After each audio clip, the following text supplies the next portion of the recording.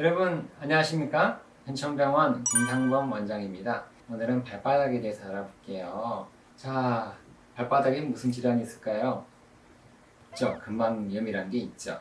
자, 여기에 대해서 정의, 원인, 증상, 진단에 대해서 알아볼게요.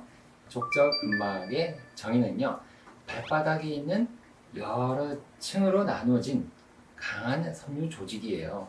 요거의 족저 근막이에요. 시작은 종골결절이라 그래요. 전골인데?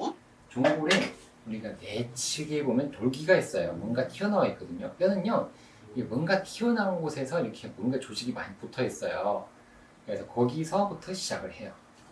중간에는 가운데 두꺼운 부분과 양측의 약한 부분으로 구성이 돼요. 그러니까 발바닥 모양으로 보면 뒤에서부터 시작한 거예요. 내측 돌기가 여기겠죠. 어쨌든 여기서 시작해서 여기서 가다 보면 두꺼워지는 거죠. 두꺼워진다 발바닥이. 두꺼워지면서 밖에 붙는데, 자, 그래서 중간에 좀 두꺼운 부분과 양측에는 약한 부분이에요. 여기 두꺼워지지만 양측의 약한 부분, 여기는 두꺼워요. 끝은 여기 붙어요. 내측에 있는 중족궁이라 그래요. 각각 5개로 나누어져 가지고 중족 골두에 부채꼴 모양으로 붙는 거죠. 어쨌든 시작은 여기다. 중간에는 좀 가운데가 두껍고 양측이 얇고 끝에는 5개로 나누어져서 이렇게 족저 근막이 구성된다 라고 알고 계시면 돼요. 기능, 발바닥 족궁을 지지하고 충격을 흡수한 역할을 해주는 거죠. 사람이 걸어다닐 때 이렇게, 그래서 여기가 테디가 걸어다닐 때 여기를 먼저 탁 디뎌요. 발을 딛는 거를 우리가 입각기라고 해요. 입각기는 발바닥을 땅에 댔을 때를 우리가 입각기라고 해요. 그 다음에 이제 부하가 들어가는 부하 반응기, 그 다음에는 중간 입각기, 말기 입각기까지 해서 여기까지 가게 되는 거죠. 그 다음에가 이제 또 이제 발바닥 떼려고 하죠. 이건 이제 유각 전 단계라고 해요. 유각기 전 단계. 그래서 요때는 이게 별로 발가락 끝으로 하기 때문에 족저 근막에 큰 기능은 없어요. 그러니까 제일 충격이 많이 가는 곳이 뒤쪽이겠죠. 이렇게 하면서 요 역할을 해주는 것이 뭐라고요? 깎기. 예, 족저 근막의 기능, 입각기에서 중요하다라는 거죠. 정의 좀 알아볼까요? 정의. 근막 자체나 근막 주위 구조물에 염증이 있는 경우를 정의라고 이야기를 합니다. 조직학적으로 변화를 살펴보면 콜라겐의 괴사가 생기고요, 섬유혈관의 과증식, 그리고 콘드로이성 이형성이 생기고 석회화는 뭔가 뼈조각이 생기고 하는 것을 이야기해요. 무슨 말이냐 그러면 많이 걸어다니면서 우리 조직이, 콜라겐 조직이 중요하거든요. 그 조직이 죽어버린 거예요. 또는 섬유혈관, 섬유성 조직이 과증식된 거. 섬유성 조직은 별로 안 좋아요. 물렁물렁한 게 좋은데 딱딱해지는 건 섬유성 조직이라고 그래요. 그러니까 물렁물렁한 콜라겐은 죽어버리고 딱딱한 섬유성 질환이 증가된 거죠. 그러면서 딱딱한 석회화도 생기고, 그래서 요걸 족저 근막염의 정의다 라고 이해를 하시면 되죠. 그래서 뒤꿈치가 아파요. 발 뒤꿈치 통증의 가장 흔한 원인은 뭘까요? 족저 근막염이죠. 뒤꿈치 통증의 80% 정도가 족저 근막염이에요. 여자가 많아요? 남자가 많아요? 여러분? 여자가 많아요. 족저 근막염이 많이 오는 시기가 젊은 시기보다는 좀 나이가 중년, 45세거든요.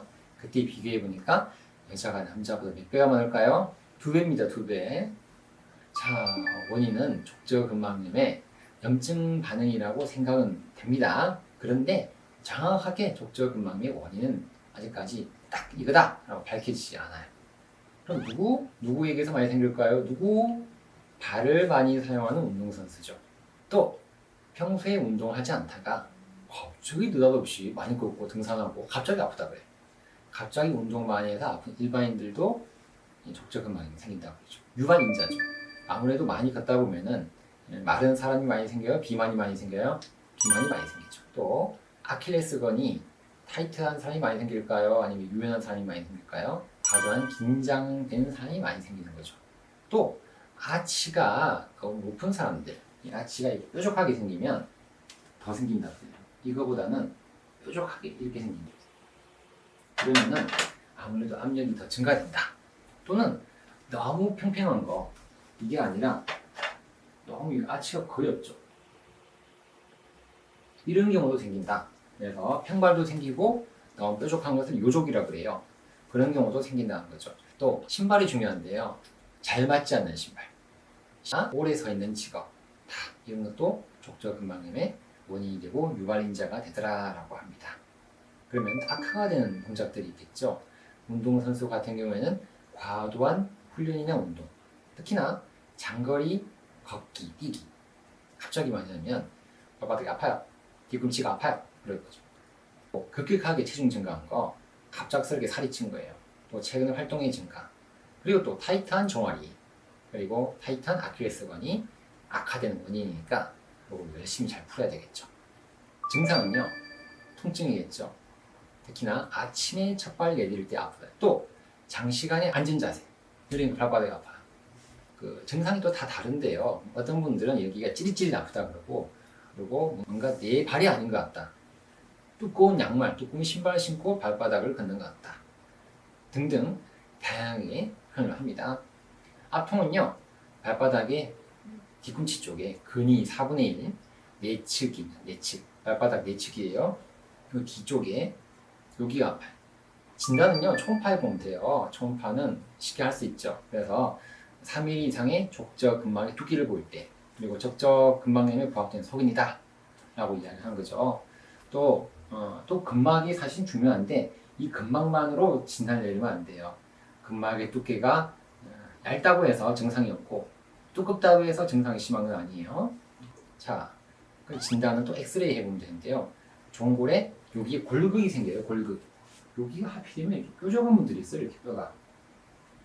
그러면 여기가 찔려요. 여기가.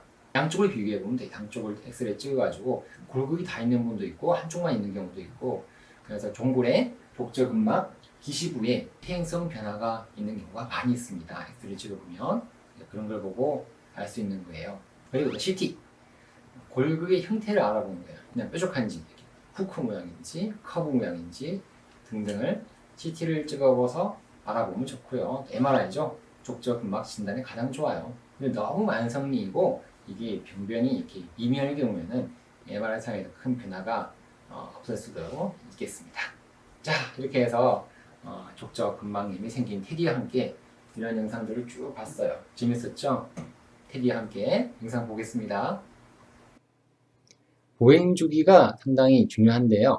게이트, 사이클 두 가지로 나누어집니다.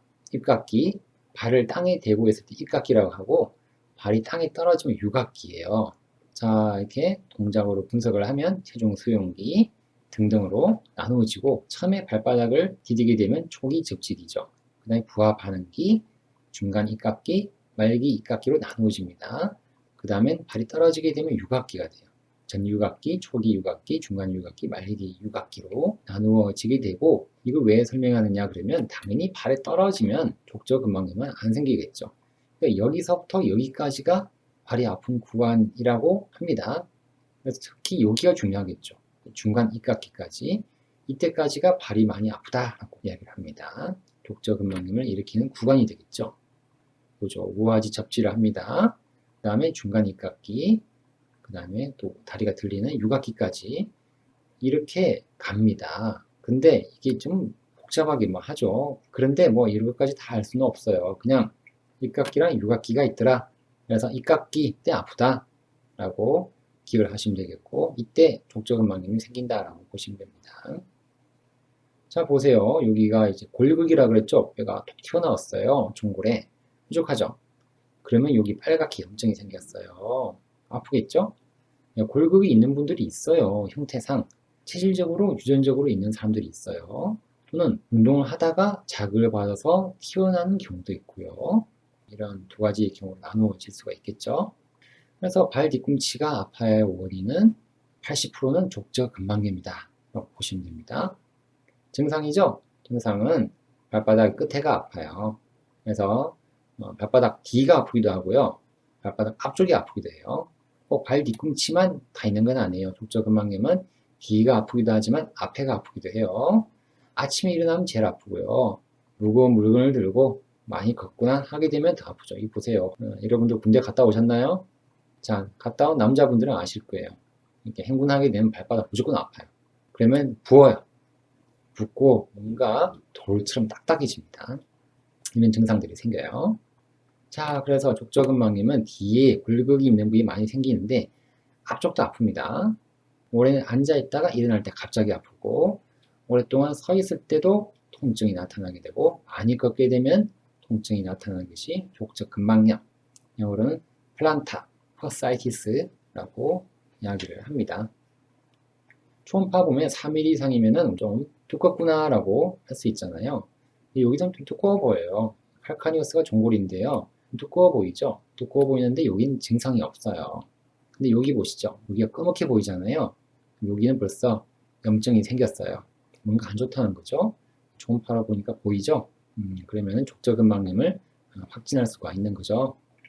MRI도 보면 잘 보이는데요. 골격 보이죠? 골격이 엑스레이만 보이는 것이 아니라 MRI도 보입니다. 여기 보니까 약간 하얗게 보이죠? 이건 염증이 생긴 거예요. 오른쪽 사진 보세요. 더 안 좋죠? 여기는 벌써 족저근막염의 염증이 심하게 온 경우라고 보면 되겠죠. 그래서 엑스레이도 보고 초음파도 보고 MRI도 보면서 족저근막염을 진단할 수가 있겠습니다. 자, 영상 보고 나니까 많이 이해되셨습니까? 발바닥이 아프신 분들이 영상을 보고 많은 도움을 받았으면 좋겠습니다. 오늘도 건강하고 행복한 하루 되십시오. 안녕히 계십시오.